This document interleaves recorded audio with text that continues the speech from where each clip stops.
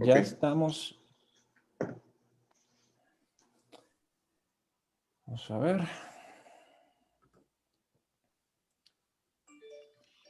Bien. Hola, ¿qué tal, amigos? Bueno, ya estamos aquí en Tras Bambalinas. Hoy un conversatorio de lujo donde seguimos proponiendo para el desarrollo económico local. La transformación de los modelos basados desde la cadena de suministros. Un tema que antes se volvía necesario. Hoy, más que nunca, cuando vemos algunos datos que comentaremos durante el programa, se vuelven oportunidades, no alarmantes. Aquí no hablamos de alarmas ni nada, sino de oportunidades de cara al futuro y cómo esto puede contribuir al desarrollo económico de una nación. Estamos esperando nada más el pase en cabina e iniciamos.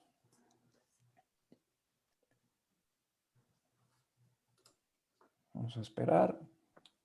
Pero ya estamos en vivo en Facebook, ya aparecemos. Ya estamos acá, sí, efectivamente. Ya vamos a iniciar.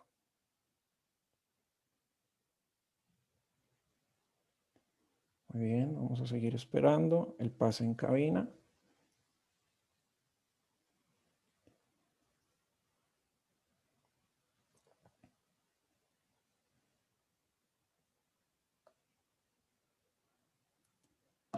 Vamos a esperar, nada más que nos den ese pase de la radio. Y salimos en vivo. Vamos a esperar unos minutos. Hablaremos siempre de aspectos que nos atañen desde un punto de vista global, también como nación, y siempre es importante. Ya estamos teniendo contacto con la radio, estamos a punto. No se despegue. Al contrario, póngale volumen o quédese con nosotros.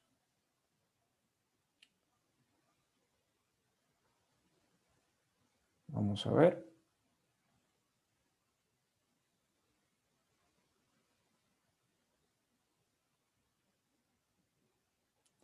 Vamos a esperar.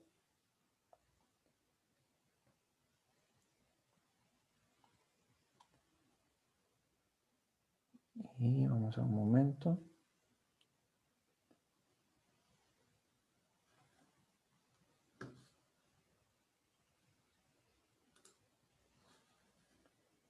Ok, vamos a esperar. Bueno, ¿qué tal, amigos? Hoy, sábado 16 de enero del 2020. Gracias por estar en este viaje de la innovación y sobre todo seguir sumando, que eso es lo que buscamos. Convertir todos aquellos paradigmas mentales del no se puede en el sí se puede. Hemos hablado temas desde un punto de vista competitivo, empresarial y desde las personas. Recientemente vemos con suma preocupación lo que viene aconteciendo en nuestra nación. ¿Y por qué lo digo en nuestra nación? Bueno, simple y llano.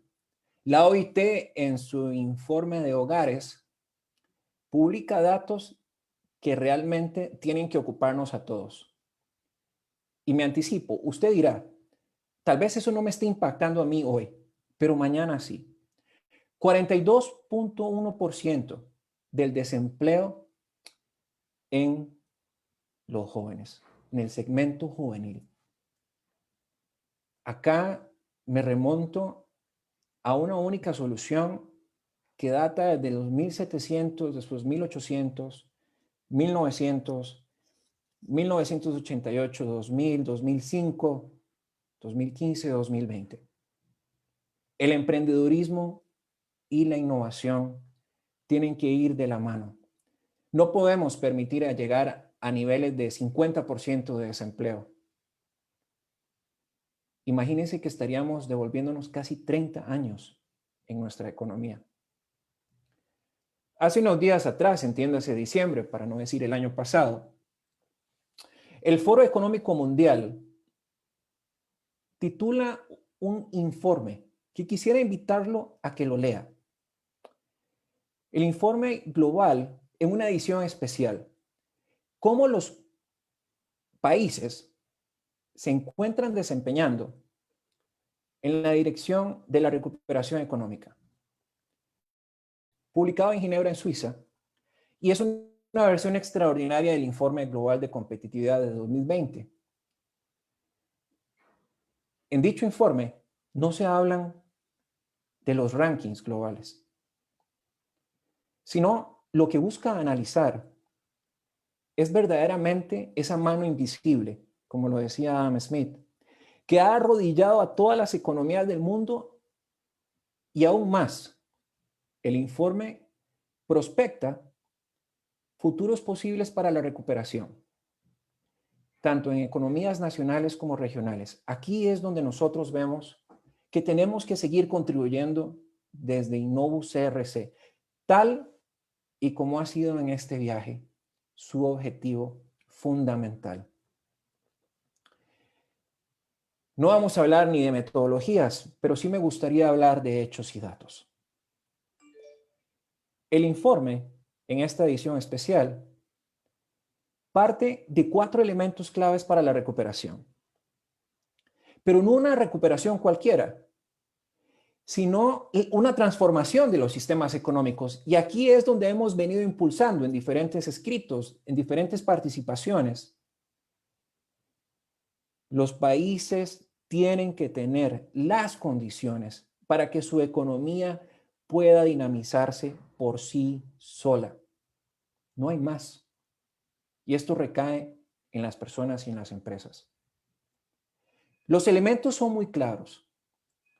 Las condiciones habilitantes, el capital humano, el funcionamiento de los mercados y los ecosistemas de innovación. Pero hay un derrotero que es inherente y que quizás de manera transversal.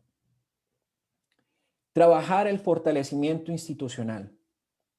Para el desarrollo de nuevos productos o servicios, una condición habilitante y que ya no es postergable, es decir, es ahora o nunca, hay que establecer diferentes estrategias para poder incentivar y atraer inversiones con el potencial de transformar las economías no de un país, sino de una entera región. Acá, las incertidumbres jurídicas, los temas políticos, que este programa no es político, ya en algún momento lo he aclarado, pero la política está inmersa en el entorno y no podemos dejar de hablar de ella. Esos egos, sistemas, tenemos que pasar a sistemas de cooperación. Si no, no va a haber forma de poder expandir la digitalización o inclusive de aminorar la relación deuda con respecto al Producto Interno Bruto. Y más aún, algo que va a ser uno de los pilares en uno que otro programa, es el mejoramiento de la infraestructura, pero con un adjetivo, verde, tanto en el tema energético como en el transporte. ¿Y esto por qué? Bien lo dice su presidente del Foro Económico Mundial, Klaus Schwab. Una de las tantas preocupaciones que él dirige en diferentes ponencias es un mensaje común. Al momento de que haya reactivación económica, las empresas pueden de alguna forma u otra acelerar sus procesos de producción o de prestación de servicios sin importar lo que tienen alrededor, y es decir, los recursos naturales. De igual forma, la pandemia y sus implicaciones en la conectividad digital hicieron evidente lo que hemos reiterado en el marco de la gestión de la innovación. Si no fortalecemos el capital humano, entiéndase, las personas, la cuarta revolución industrial, y por qué no decir la quinta, quedaremos totalmente rezagados ante ella. La necesidad de trabajar en el cierre de brechas en cuanto a las habilidades tecnológicas y de conectividad es un imperativo que no puede postergarse. Y aquí hago alusión a lo que ha sucedido en Finlandia. Finlandia, ¿por qué ha tenido esos amortiguadores económicos? Precisamente porque desde las bases se fueron estableciendo las condiciones necesarias como país, luego con una prospección de futuro y dando herramientas en todos los niveles del ciclo de vida educativo, en temas tecnológicos, en temas de telecomunicaciones, en temas de transformación digital, en temas de emprendedurismo y, ¿por qué no?, de innovación. ¿Y cuál es el resultado al final del día? Una disminución de la equidad social. Otro de los casos que tiene que mejorarse es la capacidad de las instituciones de fortalecer sus procesos de alianzas público-privada. Y aquí es donde tenemos que hacer conciencia, todos y cada uno de nosotros. El funcionamiento de los mercados durante el 2020 fue una clara evidencia de que el involucramiento en temas ligados al conocimiento, a la investigación, al desarrollo de nuevos productos y servicios fue pasado de simple vista. Los datos no mienten. Tantas empresas siguen cerrando. El parque empresarial instalado en Costa Rica lo conforman un 99% son pequeñas y medianas empresas. De esas, más del 80% sigue estando en vías de extinción. Las restantes están trabajando, por así decirlo, con sus últimos ahorros o con su tanque de oxígeno, esperando a ver qué sucede al primer semestre del año en curso. Pero no todo es tan alarmante. Démosle vuelta a la moneda. ¿Qué pasaría si empezamos a crear condiciones para promover nuevos mercados? La inversión en investigación y desarrollo. O que el mismo gobierno o los gobiernos de la región financien a cada una de las empresas con potencial de crecimiento, investigación y desarrollo, y con ellas empezar a crear conglomerados para dinamizar la economía y con ello se dé los intercambios de bienes y servicios que tanto necesitamos. Con ello podríamos pensar mercados más estables. Pero hay una palabra que no podemos ya obviar: la inclusividad. ¿Por qué la inclusividad? Tenemos que pensar en aquellas personas que viven con al menos $1 al día. Ya en nuestra nación así sucede. Y esto lo digo con base en datos del Índice de Pobreza Multidimensional o la Encuesta Nacional de Hogares, donde curiosamente en la mayoría de los puertos o las costas, donde debería haber mayor proliferación de trabajo o de transacciones, ha venido cada vez más ralentizándose en el tiempo. En Innovus CRC, creemos que la pandemia representa oportunidades de corto, mediano y largo plazo, pero tenemos que dar ese salto con rutas y avenidas claras. Aprovecharlas no simple y sencillamente es decirlo. Requiere reconocerlas, enfrentarlas y resolver las condiciones que han sido postergadas por diferentes aspectos. Pero tenemos que empezar a solucionar lo que nos entraba para salir adelante. El tema que nos invita el día de hoy es la transformación de los modelos de negocio. Y aquí usted puede decir, pero ¿por qué seguir hablando de negocios? Porque si no hablamos de negocio, ¿cómo vamos a hablar de economía? ¿Cómo vamos a hablar de desarrollo? Pero vamos a hablar de una de las partes de la cadena de valor, como bien lo establecía Michael Porter, como lo es la cadena de suministro. Estas situaciones que he descrito anteriormente, tanto en sus análisis como en sus eventuales causalidades, quizás de alguna forma u otra, ha llevado a muchas empresas a plantearse profundas interrogantes sobre cómo colocar sus recursos en las posiciones correctas. Pero hay una temática o un área, como usted quiera llamarla, proceso, actividad, como usted quiera denominarla, porque cada organización o cada empresa, ya sea pública o privada, la delimita con diferentes nombres.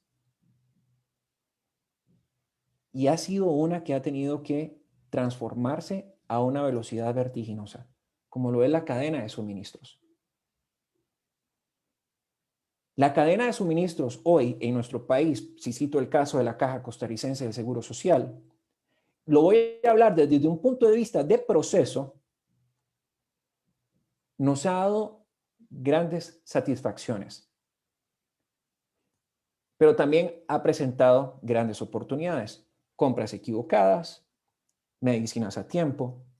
No todo es perfecto, pero aquí viene un derrotero. ¿Qué tanto estamos aprendiendo de estas lecciones? Pues vamos a seguir señalando al que fracasa, al que hace las cosas mal. Pero al final del día, ¿cómo hacemos para cambiar eso y seguir adelante? Y no quedarnos en ese ciclo que único que provoca es cada vez más una contaminación social. Los encargados de las cadenas de suministro son los responsables de responder a preguntas tales como ¿por qué esta coyuntura dentro de una organización nos ha impactado tan negativamente? ¿Se están llevando a cabo acciones necesarias para sobrellevar la crisis y estimular la recuperación de las operaciones a nivel interno? Recuerde que una cadena de abastecimiento es de una forma transversal, impacta en cada una de las operaciones organizacionales. Para eso hoy traemos un experto de lujo y traemos a uno de la casa. Y a nuestro experto de lujo hoy le damos la bienvenida a esta su casa. Pero también, y como siempre hemos querido promover desde un punto de vista, desde la cultura de innovación, cómo asegurar y fortalecer la manera de trabajar en el largo plazo de forma que cuando suceda otra mano invisible, otra externalidad o fallo en el mercado, estemos mejor preparados para otro evento inesperado. Para esto, tenemos la dicha de presentar a quien desde hoy, como decimos a todos los invitados que traemos, quien será su casa, para que venga y nos comparta su conocimiento y sobre todo su experiencia. Al ingeniero y máster Rafael Antonio Marticorena González. ¿Pero quién es él? Experto internacional en gestión de operaciones y logística. Certificado por el Supply Chain y Logistics Institute del Georgia Tech, una de las top 3 o las principales universidades en Estados Unidos. También Supply Chain Management en Texas A&M, un equipo de fútbol americano inmejorable. También ha sido certificado por el Kaizen Institute de México. Y oiga su palmarés en términos de experiencia.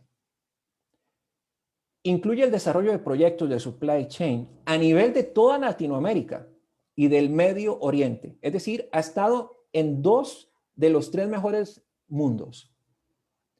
Participación activa en implementaciones de cadenas de valor con firmas de consultores de primer nivel como McKinsey Company y London Group. Actualmente desempeña el cargo de Customer Logistics Manager en Kimberly-Clark, en Carolina del Norte. Expositor y panelista a nivel nacional e internacional en simposios y congresos de logística. Como si fuera poco, desde un plano de vista competitivo, alguien con esta experiencia En definitiva, tiene que contribuir a su país. Asesor para el programa Plan de Nación de la Comisión Nacional de Desarrollo en el periodo 2004-2007 y de la Cámara de Logística de El Salvador los periodos 2005-2012. Consultor asociado al programa de educación en Supply de GS1 y miembro de la Junta Directiva de GS1 El Salvador por un periodo de 2011 al 2018. Rafael, bienvenida a esta que será tu casa desde hoy en adelante, a Innovu CRC, y es muy grato tener a un coterráneo con tanta experiencia y conocimiento, y para mí es un honor invitarte aquí a Costa Rica para que puedan todos en nuestra nación aprender de toda esta trayectoria. Bienvenido. Muchas gracias. Muchas gracias, Jeff. Bien, y bueno, vamos a volver a presentar a alguien a quien no es ajeno a esta casa. Experto en competitividad y en estrategia, ponente en diferentes países. Como decimos en Costa Rica, ya cruzó el charco, ha llegado ahora hasta la India, hablando sobre competitividad y sobre lo que más le apasiona, que conocemos muy bien, que es el desarrollo sostenible, la inclusividad y cómo trabajar para el bien común. Profesor académico en la UNICAES de El Salvador, director del programa MOOC de Harvard para la UNICAES en El Salvador, amigo, muy respetado. Para mí siempre será un gusto tenerte acá y estoy hablando del doctor Mauricio Umaña. Mauricio, ¿cómo estás? ¿Qué tal? Muchas gracias, Jack, y siempre es un gusto hablar con los amigos de Costa Rica sobre estos temas que, bueno, creo que ahora incluso vamos a hablar de la Sustainable Supply Chain, que es un tema que me apasiona, y qué mejor que con mi amigo Rafael Martí Corena, que es un experto. Así que es un honor, Rafael, compartir con usted. Gracias. No, gracias a ustedes, doctor. Y ya. Bien, vamos a entrar en conversación. Viendo algunos datos y preparándonos para este programa, encontramos que en el Fortune 1000 salen unos datos interesantísimos. Casi el 90% de las empresas ha visto afectadas sus operaciones en virtud del impacto que ha tenido la cadena de suministros, cómo esto ha aminorado. Pero también han visto oportunidades en el plano de tecnologías emergentes y de cómo hacer cadenas más resilientes. Aquí en una primera parte, porque la conversación la voy a encauzar en dos direcciones. Primero, desde un punto de vista de nación, que vamos a hablar del desarrollo económico. Para eso tenemos al doctor Mauricio Umaña. Pero también desde la gestión empresarial en la práctica, hablaremos con Rafael sobre este tema. Voy a empezar desde lo micro y después vamos a ir a lo macro.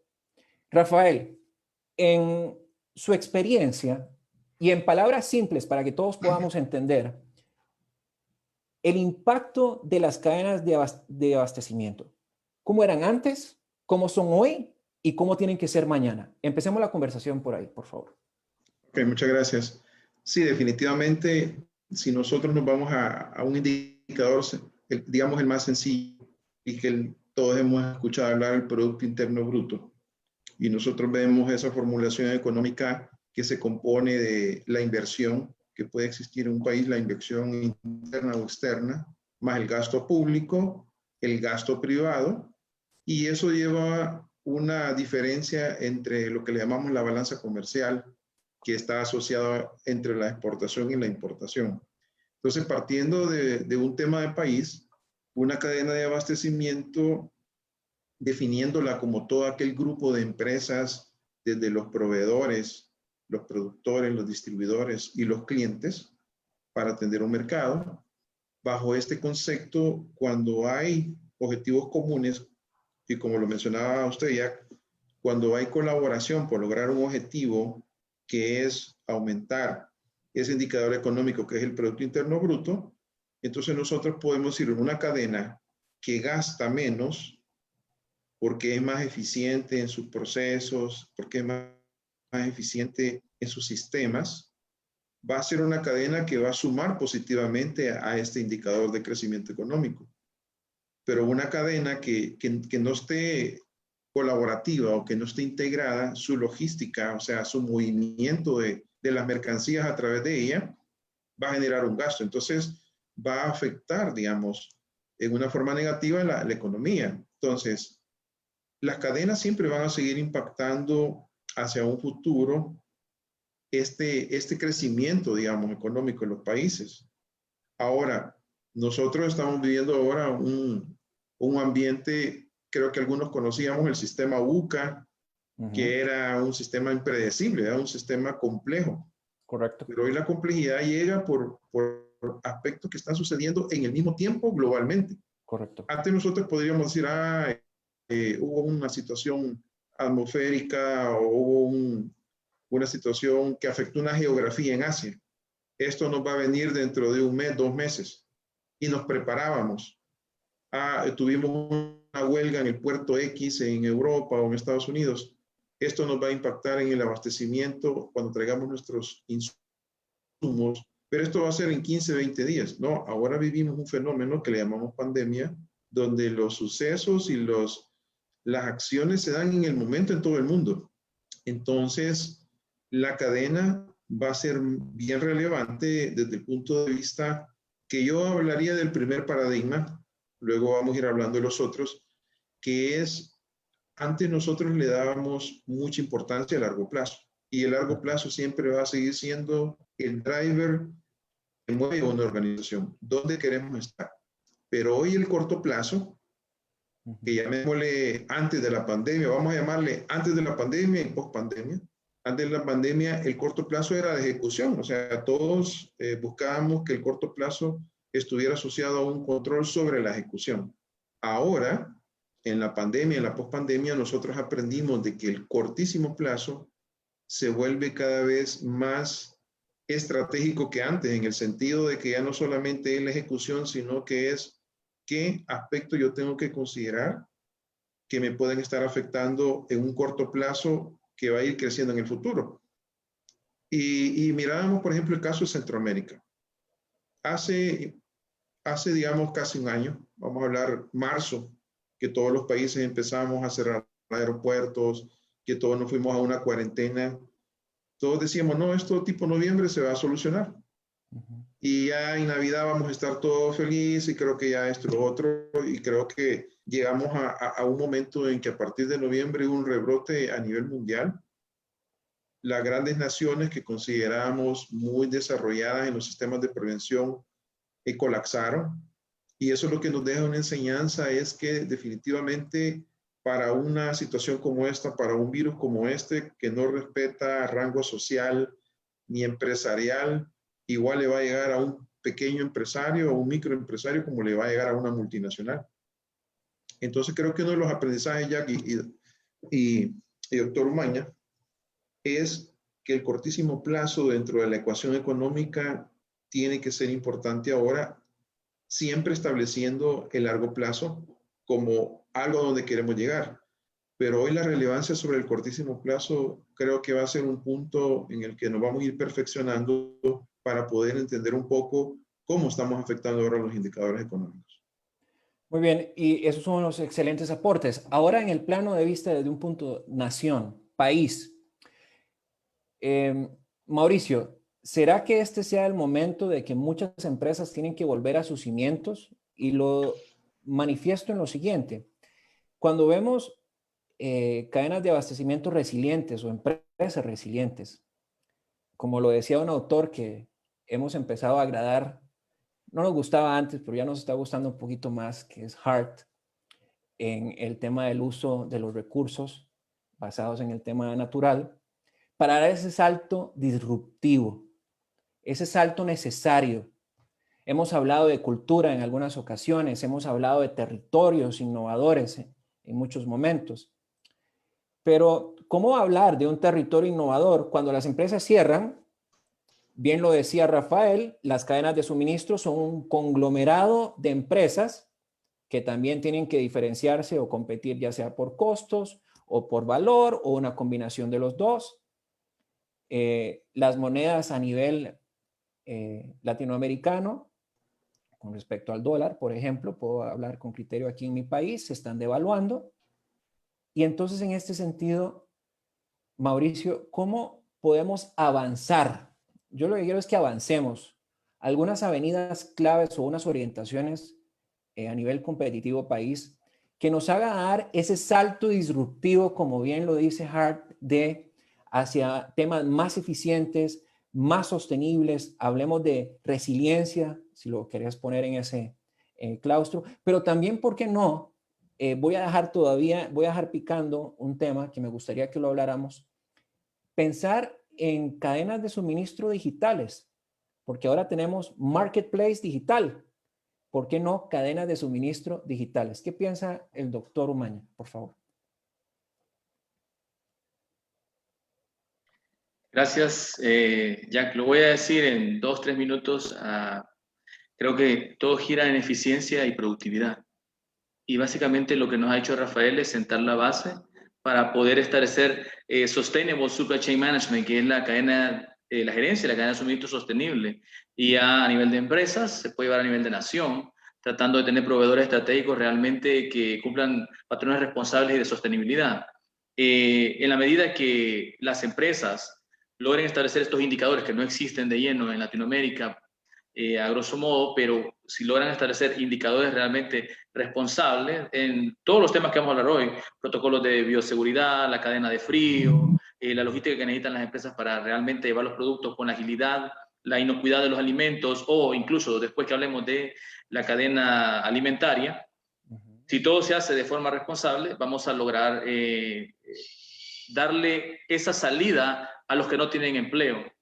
Y entonces lo resumes en 2 variables de Hart que tú comentabas, la tecnología limpia y la base de la pirámide económica, que incluirá a esos que viven con menos de 4 horas por día. Pero entonces, en este sentido, me devuelvo donde Rafael. Rafael, ¿cómo hacemos? Porque en ese conglomerado de empresas, usted como empresario y director que ha estado en ese batallón, como le llamamos cuando estamos dentro de la organización y entendemos los hilos y cómo se manejan las cosas, de un empresario parte de sus indicadores financieros y va y se agarra con el director financiero y le dice, mira, es que no puedo comprar lo que necesitas, ¿cómo hacemos esto más eficiente? Pero tenemos un tema, la digitalización, que nos da para, de alguna forma u otra, acelerar nuestros procesos y llegar de una manera más rápida al mercado. Pero entonces, ¿qué es primero acá? ¿Necesitamos hablar primero financieramente o necesitamos hablar de productividad o necesitamos hablar de cultura para el uso adecuado de los recursos? ¿Qué piensa Rafael? Hay una relación bien estrecha entre los 3 factores y definitivamente el tema financiero siempre va a estar ahí desde la perspectiva de toda compañía siempre busca generar utilidades y el enfoque financiero va a ser este. ¿Cuánto va a ser nuestra... Ahora no es tanto la utilidad por un tema de rentabilidad, sino de una supervivencia, de una sostenibilidad. Correcto. Y en las experiencias que yo he podido ver, y voy a hablar específicamente de las cadenas de abastecimiento asociadas a los sectores de salud y a los sectores productivos. Las cadenas de abastecimiento, los sectores productivos, aprendimos mucho ahora, por ejemplo, cómo tratar el tema de COVID, cómo evitar que un contagio a través de un miembro de la logística o de la cadena pudiera llegar y pudiese hacer hasta cerrar un centro de producción.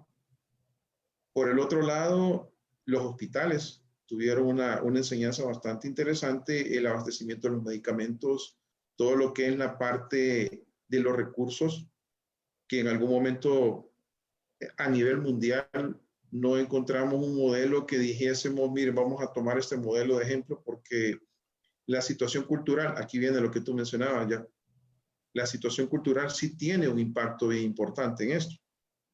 Y ahora yo le agregaría a esa situación cultural una variable importante que es la educación. Uno de los temas que nosotros hemos vivido a nivel, digamos, empresarial, a nivel sector país, es en el tema cultural la educación. Creo que ha habido algunas brechas para educar cómo tratar las fases de esta pandemia, la fase contención, la fase prevención, la fase A, inclusive las aperturas económicas. Escuchaba yo hace poco en un webinar a unos economistas que a nivel mundial salimos a una apertura económica sin tener todavía las bases para poder garantizar que estábamos educados para salir, digamos, hacia ese tema, porque el virus está ahí. Y muchas personas dicen, la diferencia es lavarse las manos, ponerse una mascarilla, usar alcohol gel, a veces son cosas bien sencillas, porque estamos acostumbrados a que para combatir una situación de esa tiene que ser algo que realmente nosotros veamos como muy significativo. Y a veces decir, no puedo creer que solo con lavarme las manos. Pero aspectos bien sencillos que tienen que ver con la cultura. Y esto hablando de la digitalización, ¿por qué podemos combinar esto? Porque entre más información nosotros tengamos, la famosa Big Data, entre más informados estemos, cada vez más nosotros vamos a tener datos para poder procesar. Y yo creo que en la parte financiera más bien se va a convertir en un ente para ir garantizando, para ir midiendo cómo van esos resultados. Y voy a poner un ejemplo. ¿Qué hacer cuando de repente decimos nosotros tenemos que ir a entregar producto a los mercados, a las plazas, donde los focos de contaminación son mucho mayores? Tenía un proceso de cultura y de educación, ¿verdad? De educación, no solamente un tema de seguridad, sino que una educación también de salud. Correcto. Ahí, digamos, empezamos ya a trabajar un poco con las personas. Entonces, los modelos financieros ahora probablemente van a tener que tener un presupuesto para temas de salud. Antes no teníamos gastos de mascarillas, por decir algo. El alcohol gel. Ahora se vuelve ya un ingrediente más dentro del contexto porque es necesario hacerlo. Entonces, creo que el tema cultural va por ese lado. El tema financiero ahora creo que tenemos que presentar una apertura a no tanto una rentabilidad, sino que vamos a hablar de una sostenibilidad para lo que luego venga una rentabilidad. Entonces, si somos sostenibles y haciendo en palabras así más simples, el ser sostenible en este momento de pandemia es qué tanto de porcentaje de mi empresa está expuesta a un contagio. Exacto. Qué tanto las medidas preventivas, ¿verdad? De la cultura de la gente. Nosotros podemos controlar a los trabajadores, a los colaboradores, ahí en la oficina, en la fábrica, pero esa cultura fuera. Y estuvimos viendo hoy los clústeres, los famosos clústeres de amigos, no fallaron y no ven en diciembre.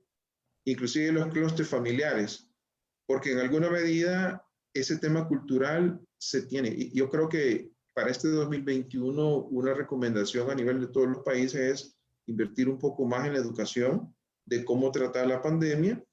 A nivel industrial, meter en la fórmula financiera el tema de prevención. Y luego, lo que hablábamos de la digitalización, creo que al final esa es una nueva brecha, va a ser un nuevo nicho de mercado donde nosotros podemos crecer. Me llamó la atención, y para no alargarlo mucho, contarles una historia, me llamó la atención en medio de la pandemia, una zona que se estaba haciendo deliveries, y en uno de esos momentos, una plática que surge, ¿verdad? Yo le pregunto, mire, qué eficiente, ¿verdad? Porque ella tenía su paginita con WhatsApp y todo, y me dice, ¿usted sabe cuál es mi profesión? No, yo soy abogado penal. Me estoy dedicando a ser libre porque hoy no tengo casos. Y me pareció bien interesante y me dice, ya adquirí 3 vehículos porque hice ya mi red para entregas. Estoy presentando los protocolos. La mayoría de gente que es cliente mía son personas que no pueden ir a los supermercados porque tienen miedo al contagio, entonces yo les estoy garantizando eso. Y ahora me dice, probablemente tengo que dejar en stand-by mi tema legal, ¿verdad? Litigio en los tribunales, y estoy dedicándome ahora a aprender un poco más de cómo manejar una economía de redes. Entonces creo que la reinvención para los pequeños empresarios y muchos durante la pandemia creo que han salido desde el punto de vista con nuevos trabajos. Tengo amigos que se dedicaron a vender mariscos también, otros que, tengo un hermano que vive en Estados Unidos que él empezó trabajando en temas eléctricos y ahora tiene una empresa que le da mantenimiento, inclusive desinfecta, se certificó para hacer sanitizar, más bien la palabra, ciertas casas, y ahí tiene él una empresa ahora que está en función de eso. Entonces, creo que este tema de la pandemia en el 2021 tenemos que verlo, no digo que lo olvidemos y que no tengamos temor, creo que sí tenemos que tener esa brecha, ¿verdad? Pero la parte financiera creo ya que se va a enfocar más en la sostenibilidad, porque a través de esa sostenibilidad va a venir una rentabilidad. Si nosotros vamos primero a buscar rentabilidad sin ser sostenible, es probable que no encontremos una alternativa. Y regresando a las cadenas de salud, yo creo que esas van a ser más relevantes porque van a estar integradas a las cadenas industriales. Definitivamente, ahí es clave la trazabilidad y la digitalización a través de la trazabilidad de los medicamentos. Exacto. Por ejemplo, imagínense Con la los vacuna del procesos de COVID, por vacunación que ejemplo. estamos teniendo. Claro, claro. No es tan fácil, ¿verdad? Y es una logística bien complicada en el sentido de que estamos hablando de productos perecederos en segundos, en minutos.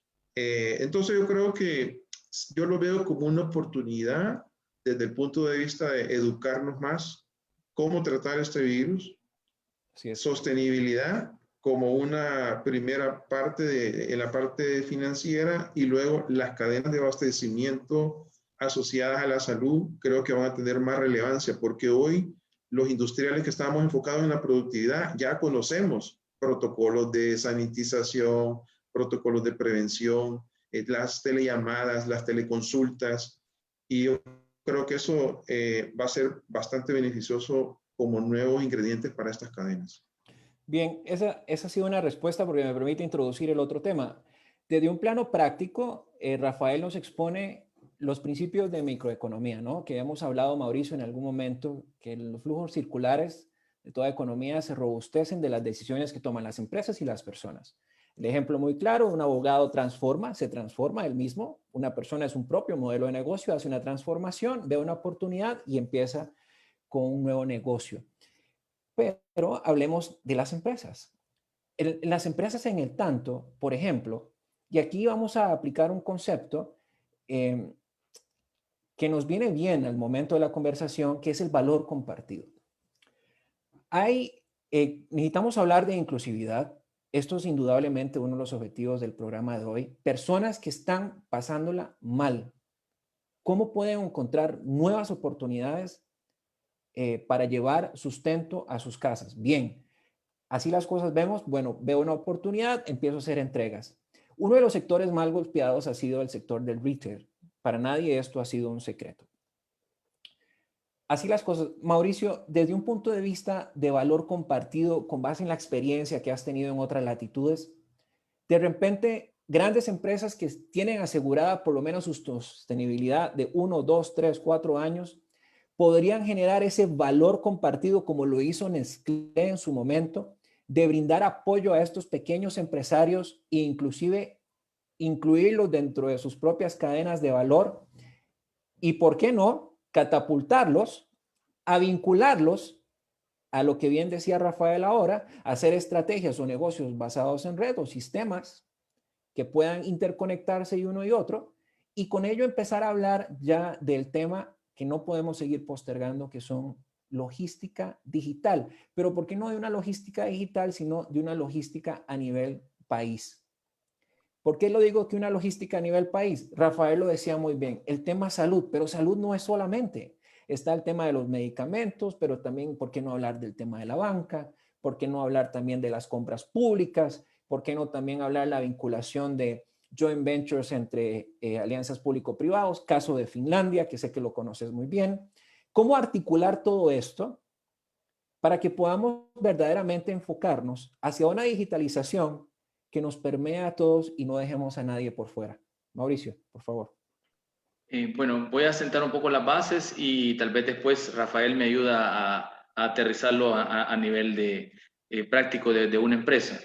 Lo que pasa es que en la medida que logremos incluir la base de la pirámide económica, que son aquellos que viven con menos de $4 por día en todas las operaciones de la empresa y podamos desarrollar contratos realmente de proveedores estratégicos, entonces los proveedores estratégicos van a ser aquellos que tienen esas necesidades que tú dices, los que no han logrado vender en la pandemia, los que no cumplieron estas 4 fases de las cuales voy a hablar, que es la fase primera de haberse podido adaptar con los protocolos de bioseguridad. Si no respetó los protocolos de bioseguridad, pues salió del negocio seguramente o está hasta enfermo, ¿verdad? Segunda es la fase de reacción, falló, o la fase la fase de reconstrucción realmente del negocio, que es ajustar la estrategia para el corto plazo y reiniciar el negocio de forma más inteligente. Algunos no han llegado a esa fase 3, hablando de las MIPYMES, la fase de reconstrucción, y mucho menos la fase de la nueva normalidad, que en la fase de la nueva normalidad podemos meter a las cadenas digitales. Pero aquí estamos hablando, perdona, antes que te interrumpa, pero es importante esto. Aquí estamos hablando de empresas que controlan el end-to-end, el extremo a extremo de su cadena. ¿Qué pasa con aquellas empresas que también contribuyen al Producto Interno Bruto, que son los transportistas, los famosos carriers, que se le llama en supply, que de alguna forma u otra, si no dinamizan también su negocio, quedan completamente por fuera? Seguí porque quiero esas dos vertientes también, o no sé si Rafael en ese caso nos puede apoyar ahí, pero sí quisiera que habláramos de esos dos. Primero, para encuadrar a quienes nos ven y a quienes nos escuchan. Una primera escenario es esa empresa que maneja su cadena de abastecimiento de extremo a extremo, que es desde que contacta al comprador y le llega a ya sea un almacén fiscal y después del almacén fiscal le llega directamente a su empresa. O, caso contrario, no tengo toda la cadena de abastecimiento integrada a mi organización y necesito subcontratar a un transportista, a un carrier, que me haga todo ese proceso complementario. Mauricio, perdona, por favor. Bueno, aquí hay dos principios. Uno es la colaboración. Bien. Ese es un principio importante, la solidaridad y colaboración que no existe a plenitud en toda Latinoamérica. Hay que trabajar esa parte, la colaboración. Y el otro principio es realmente generar contratos de largo plazo. Pero no es un papel, no es un documento, sino que es cuando la compañía comparte sus OKRs, sus KPIs, sus Key Performance Indicators, sus indicadores de desempeño clave con todos en la cadena. Entonces todos hablamos el mismo idioma. Podríamos hablar aquí de blockchain también, que nos permita... en muchas empresas no hemos llegado ahí. Para la banca digital podría ser fantástico, fintech. Para fintech podría ser fantástico blockchain. Muy bien. Ahora, el problema es que realmente... Volvemos otra vez al discurso, eficiencia y productividad. Que la empresa piense en esos términos financieros que nos aclaraba Rafael de eficiencia. Si la empresa piensa así, el share value no hay contradicción. Porque vamos a buscar aquel proveedor estratégico que sea de bajo costo y que nuestra políticas y prácticas que realzan la competitividad de la industria, el share value es el concepto. Aquí en la política de la empresa está aquel proveedor que realmente nos baja costos, que es aquel proveedor que ha sufrido en la crisis. Pero no necesariamente gana el proveedor. ¿Ah? No necesariamente puede ser que gane el proveedor. Puede decir que salga tablas, por ejemplo.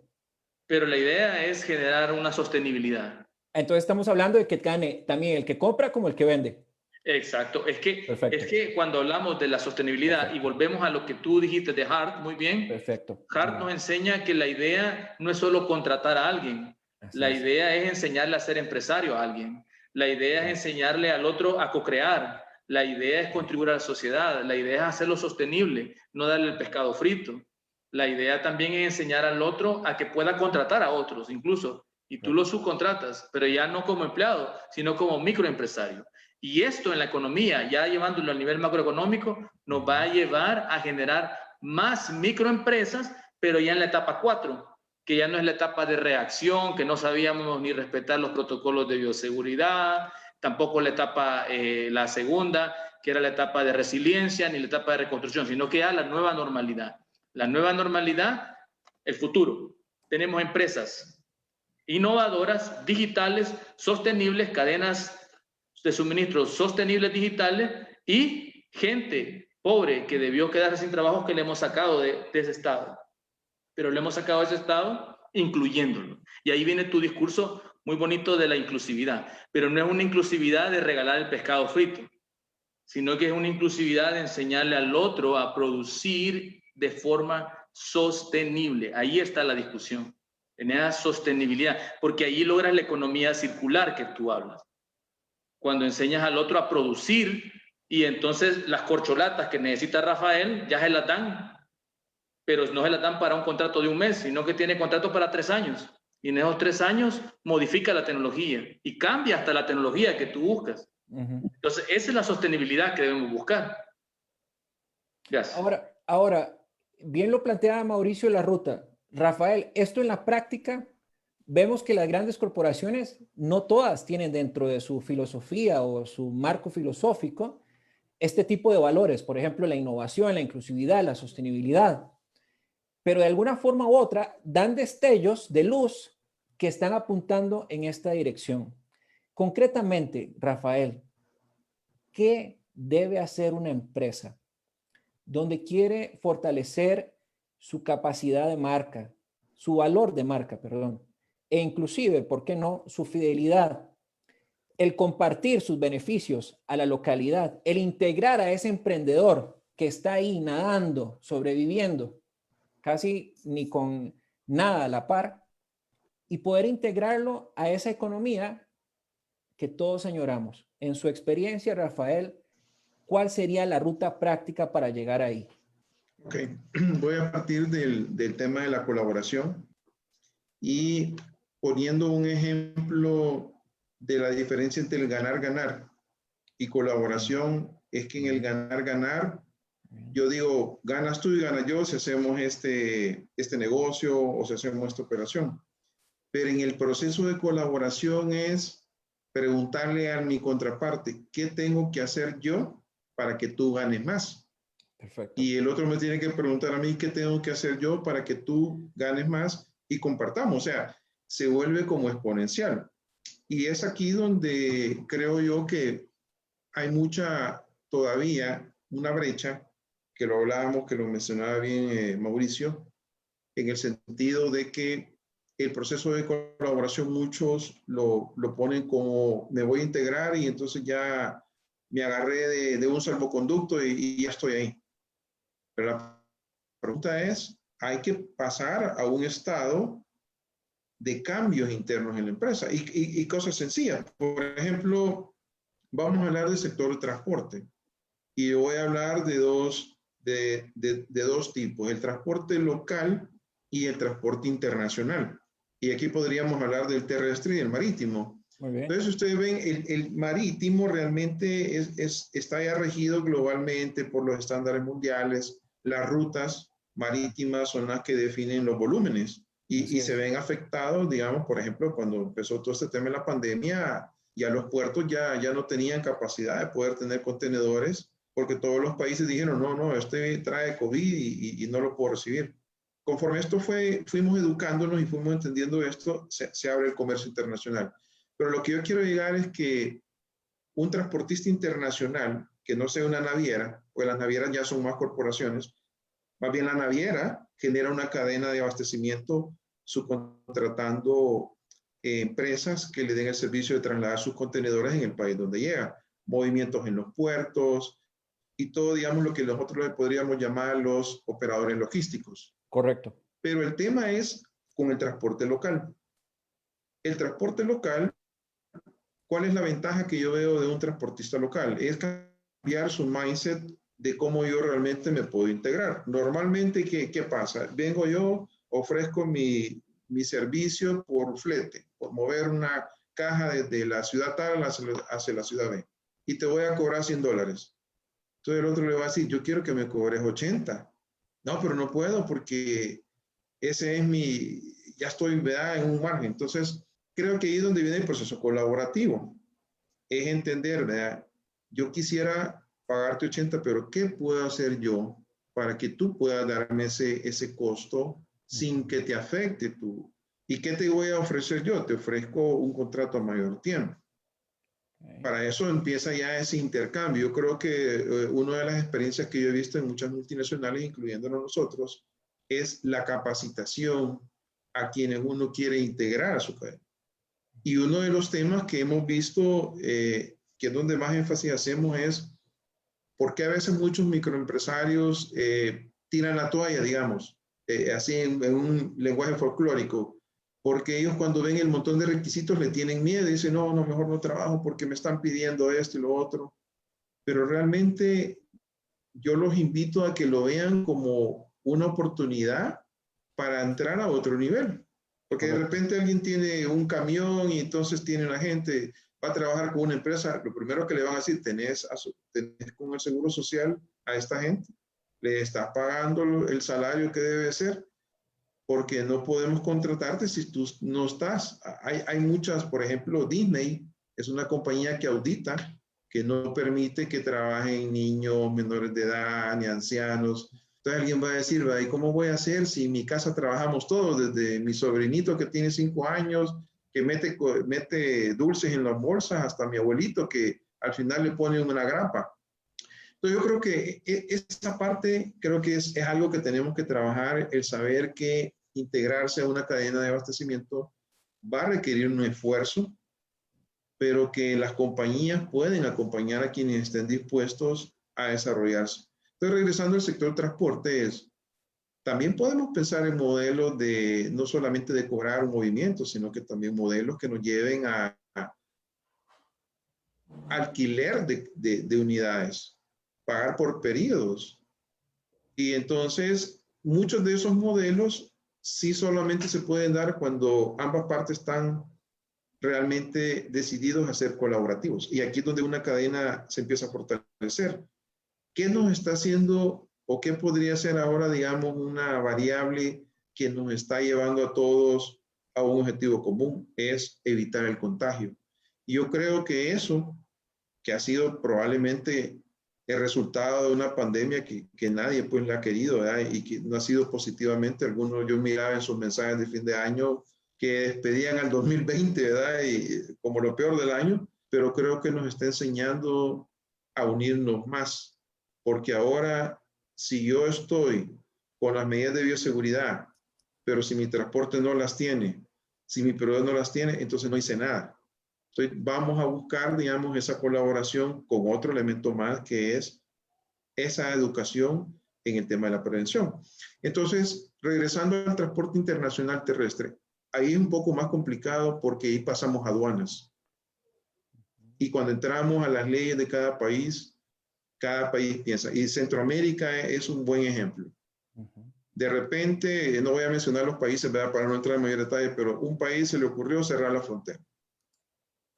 Y no dice nada, simplemente lo cerró. Y las filas de contenedores. De repente hubo una huelga en un puerto por alguna situación que nada tiene que ver con el transporte nacional, pero se quedan cantidad de contenedores. Entonces, ahí las economías son un poco más críticas. Aquí es donde es bien importante que si yo no estoy integrado a una cadena de abastecimiento, que tenga esa capacidad de poder soportar, digamos, esos periodos críticos. Aquí donde es la ventaja de estar asociado a uno grande, ¿verdad? Porque antes decíamos, no, es multinacional, van a venir o los grandes nos van a pisotear y vamos a aparecer. Aquí es donde los grandes tienen esa capacidad de aguantar ese tiempo, ¿verdad? De no operancia por situaciones que se pueden dar en las fronteras, en nuestras aduanas. Que ese también es un tema que yo creo que en un futuro debería empezar a digitalizarse. Ya hicimos el primer intento con el famoso DUCA, ¿se recuerda? Correcto. Hace 2 años, que fue una situación realmente dolorosa porque fueron 2 meses críticos, se logró ese impacto. Creo yo que al final, digamos, el transporte, si lo vemos como dentro de la logística y las cadenas de abastecimiento, es uno de los integrantes más importantes, porque hasta que tengamos la teletransportación, ¿verdad? Vamos a tener que seguir usando camiones para mover cajas, pero también no tenemos que olvidarnos que ahora está apareciendo también la logística virtual. Claro, Que o si no, los yo lo robots conversaba con algunos alumnos, bueno, con mis hijos. los Claro, robots o los vehículos que se van a manejar por sí solos. ¿Por qué no pensar en un camión que se maneje por sí solo? También, exacto. de repente. Bueno, Imagínense ustedes los discos duros, ¿se recuerdan? Las computadoras claro, yo me recuerdo antes uno en los aeropuertos que la computadora entre mayor capacidad pesaba más. Ahora los discos duros son virtuales, están en la nube. Muchos servicios, los libros, yo me recuerdo que antes cuando viajaba y tenía que preparar cosas de académicas, tenía que llevar una maleta solo de libros. Ahora uno los tiene ahí en Google Play, o los puede tener ¿cómo se llama? Scribd y todas estas grandes bibliotecas, ¿verdad? Donde hay miles de Rafael, libros. Entonces, creo, el, sí, el tiempo, perdone que lo interrumpa, mi jefe en controles, don Eduardo sí. Chavarría, me acaba de avisar que el tiempo ya nos ganó. Así son las conversaciones aquí en Ah, bueno, Innova. Cuando hay intensidad de claro, conocimiento se va volando esto. Pero le he pedido 30 así segundos. es. Don Rafael, una frase para motivar a la transformación de las cadenas de abastecimiento. Muy puntual, por favor. para el desarrollo de los nuevos negocios. ¿Qué nos dice Rafael? Yo digo ser visionarios. ¿Y por qué digo ser visionarios? Porque un visionario nunca va a ver los obstáculos. Siempre va a tener una visión que perseguir, y a pesar de que van a haber obstáculos, porque si lo van a ver, esa visión de futuro lo va a mantener vivo en ese camino a superarse. Entonces, una frase es, sean visionarios. Mauricio, en el término de investigación y desarrollo para fomentar eficiencia y productividad por medio de las cadenas de abastecimiento, una frase de motivación para que nuestras naciones nos puedan escuchar y donde quiera que nos ven o nos estén escuchando, puedan tomarlo y hacer lo propio. Por favor. Bueno, para que la cadena de suministro sea sostenible hay que aplicar la sostenibilidad, que es la prevención de todo lo que hacemos, en este caso la prevención de la bioseguridad, los protocolos, la parte del manejo de productos y servicios en la cadena de suministro, la parte de las tecnologías limpias que nos van a llevar de los drones hasta los hologramas y las cadenas superdigitales, y lo más importante que quiero destacar en los últimos 5 segundos es la inclusión de la base de la pirámide económica, porque eso nos va a sacar de todos los problemas sociales que nos ha estado siempre comentando Jack. Gracias. Bien, gracias a nuestros invitados, a Mauricio, a Rafael.